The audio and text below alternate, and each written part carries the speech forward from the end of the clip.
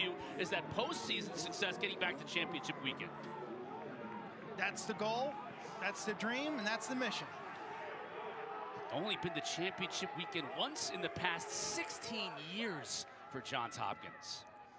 Looking to get back again this year, and this year is underway for us here on ESPN, the first of over 230 men's games across ESPN networks, and it's the freshman Ross Prince who wins possession on the faceoff dot for the Hoyas. Prince is a bright young star for Kevin Warren.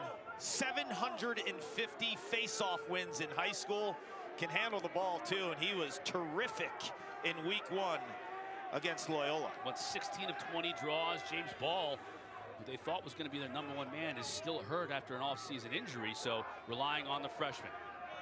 In the specialty areas this offseason with riding and clearing, and assistant coach Brian Kelly, that's his baby.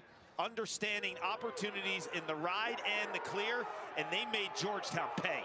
Broken stick on that draw. Two broken sticks. Watch out here, step-in shot. The opening will be inside on Horning. Hopkins sits in their invert zone defense, but they got to get their head on a swivel. Owen Horning's first career goal, the freshman for Georgetown. Nets things up, watch out here, bouncer. Anderson can't find it, made the initial save. Now he covers up. Moving and kept flowing.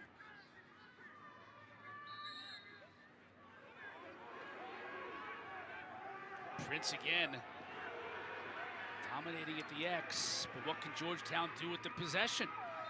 They turn it over as the horn sounds to end the first quarter.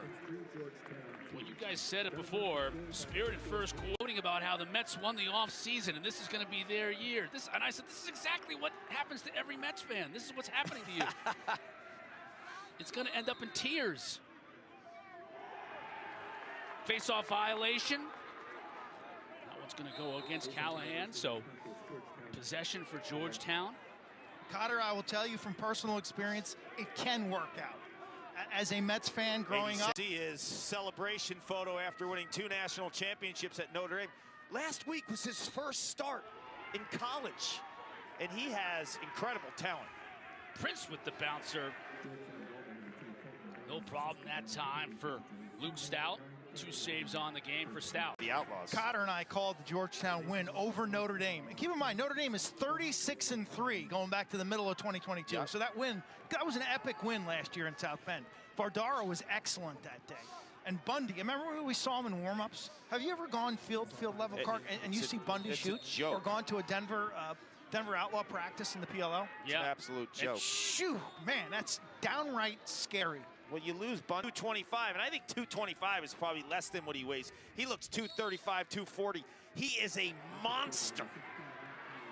Second face-off one on the day for Hopkins, and it was Joe Hobot. But what about the velocity of that shot, too, though, Cotter, right? Because when you're an elite shooter, you find ways to shoot from a release point and changing your levels. And we've seen Chavez do that so many times, low to high. That time he stayed low to low. Be aware of your scout, right?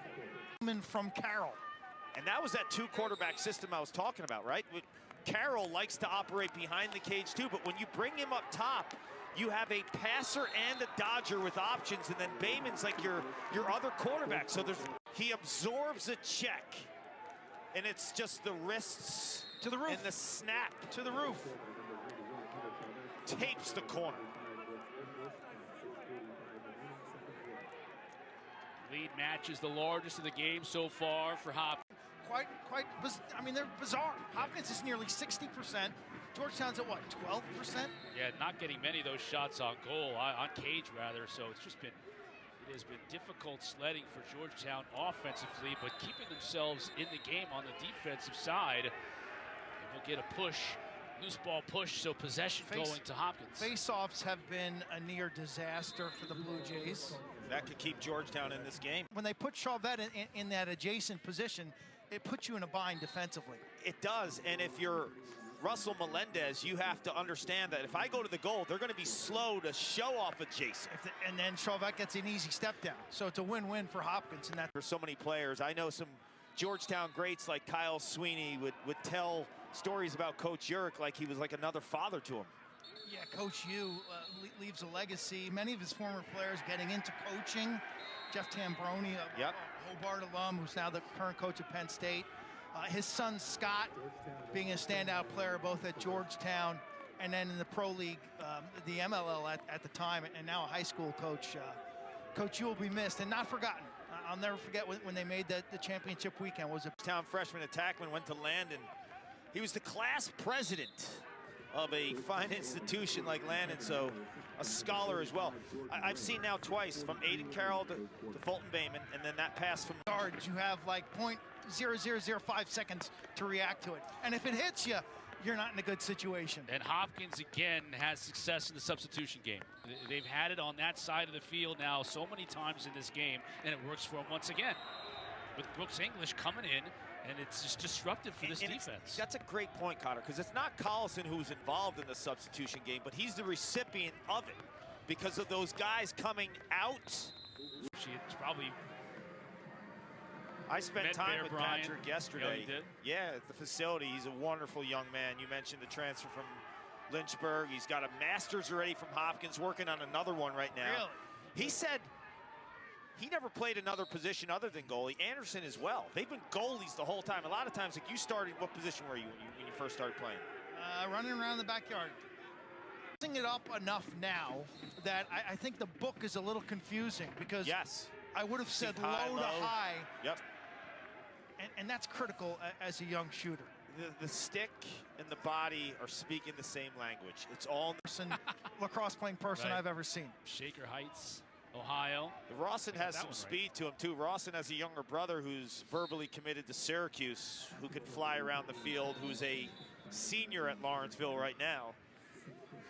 Yeah, you want to know where they're from, but when they go to that program, they practice like a college team. Time points. He was their leading point scorer. Like with Bundy, Vidaro. 60 points last year? Yeah, with Bundy, Vidaro, and Haley, Carroll was still the leading point scorer. I think Cade Goldberg is a good story from down in Florida. Jeff. Father Jeff was inventor of Fireball. The greatest inventor. Georgetown team didn't do today. It looked like he had a shot right away, but then he hitched and kind of went to the middle of the field, took 2 or 3 more steps, he increases his angle. That's what they